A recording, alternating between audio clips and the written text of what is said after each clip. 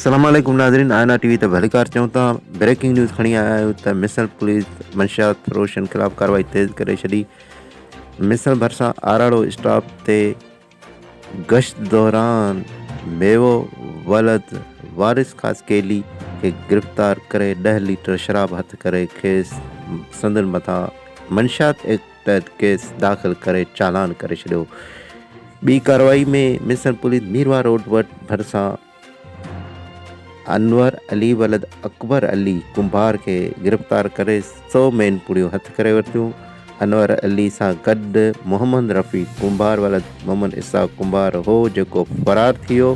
Police अनवर कुंभार खां संदसि नालो मालूम करे ॿिन्ही ॼणनि ते मंशियात एक्ट तहत केस दाख़िल करे चालान करे छॾियो आहे।